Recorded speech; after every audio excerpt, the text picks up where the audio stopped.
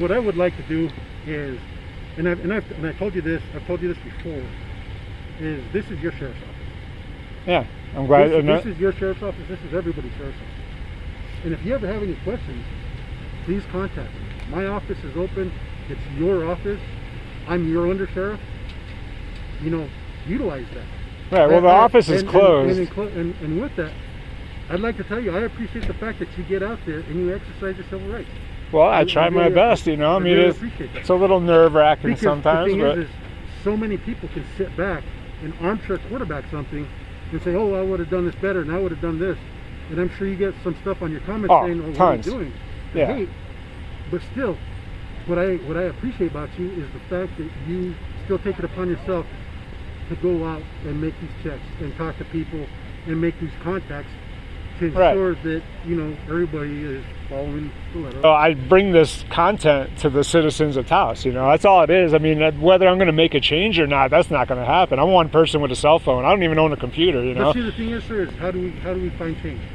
Right. Well, I mean, maybe my videos will make it to the right people, and they will see it, and they will make the change, you know, and if they have that power to do that. But I'm just one person. Really, I'm just trying to document this. I consider myself like a war correspondent, you know, like right now the government's at war with the citizens or vice versa. I mean, there's a huge issue. I'm just documenting it, you know, like how I get treated for not wearing a mask when I walk into the building I pay for by the employees that I pay for. They call the cops on me. But just understand this.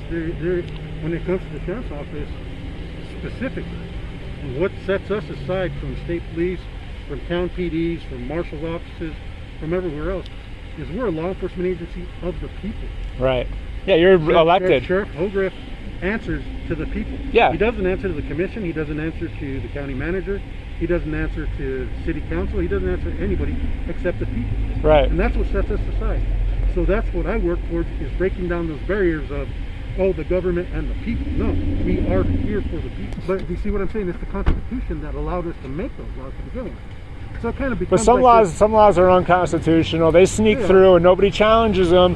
And then people like you, we got those to light to say we can challenge those. We need to make those changes. We could challenge them, and I was really close to taking the arrest that day, but I had to put some thought into it. Is this the hill that I want to die on right now for the mask? I'm here to make public records requests. If I take the arrest, I'm not going to get my public records request done, and I'm going to be arrested and possibly trespass. I'll have to deal with all that. If I put my mask on, then I can go in and make my public records request and then just have my documentation that I would be arrested if I didn't do that. You know, if you could keep in touch with me, because what my goal is like I said, that cohesive working relationship. Right. Now, instead of animosities building, and I think we have enough of that in the world right now. I don't want any of that. You know, we could just work together to. You know what? If it's a matter of education on the county government's part, I can help facilitate that. Well, if it's something that you need to learn about as far as the statutes and laws, I can provide that to you. I'd like to be the go-between, and that way we can start working cohesively together. You can bridge that gap and be that go-between between county government and the people that it serves. So now that we've established the fact that this is your sheriff's office. Yes. These are your sheriff's deputies. Reaching out and seeing how your content is about accountability, transparency, and answers, right? Right. My challenge to you is to reach out to the powers that be at the state level that are sending down these mandates and ask them or tell them, look, you're sending these mandates down and you're expecting my sheriff's office to enforce these mandates. I want you to explain to me how you expect them to enforce them. Right. Furthermore, I want to know why you think it's okay to send such ambiguous mandates down without having any recourse or placing them in a bad situation. Right. Why do they have to be the go-between between what you want and, having to confront the public on stuff that maybe the public's not comfortable with? Exactly. Here's a perfect example. The exemptions that we were talking about earlier. Right. Medical exemptions, religious exemptions. Okay, so how do we verify those exemptions? And what do they expect us to do in the event that we can't verify? Let's say you, Mr. Cote, right. Your religion prohibits you from wearing a face covering. Right.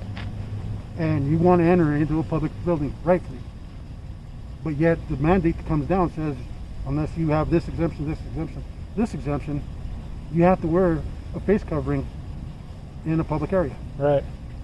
Okay, so now with that, you tell me, Undersheriff, I have a religious exemption. And this should anger you as I'm telling you. How do I verify that religious exemption? Yeah, I have freedom of religion. Right, I can make up my own religion right here, right now. My religion tells me I don't wear a mask. That's my freedom of religion. Exactly, but how? You can't verify. You can't verify. That's why I said earlier. That's why I said that should anger you that your sheriff's office is being placed in a position. Oh, you guys are all sworn officers that uphold the Constitution, not only of New Mexico but of the United States. So we are your sworn officers. Right, you're our sworn officers. As a citizen, I would be angry saying, why do you expect my sheriff's office, my sheriff's deputies to be put in that position? Right. Kind of see. No, I understand. And I hope that's opened you up to a different perspective on things, because like I said, my whole goal is to break down those barriers because of where we're at specifically in Taos County. Right. And, you know, we've always had the support of the community. And, you know, it would be nice to have an individual as outgoing as you are present those questions to the powers that be in Santa Fe. To say, how dare you put our sheriff's office in that position? That would be something I would definitely consider, you know, maybe with the power of my subscribers and my audience, because, you know, we have power in numbers is how we usually get things done. You know, after a place gets so many complaints and they're legitimate complaints, then they have to take action. And because they also at the same time, as all this is going on, putting you in a position to where you might violate your oath, they've also stripped you of your qualified immunity. You know, so now you don't have the blanket of a qualified immunity protecting you, you know, for following a mandate, you know, because like you said, if you violate my right, you know, to freedom of religion, that I don't want to wear a mask in there, especially if I make you aware of that I have my freedom of religion tells me that I don't have to. And now that I've made you aware of that, when are the people going to have ownership of their sheriff's office? When are they going to protect their sheriff's office from the powers that be that put them in that position?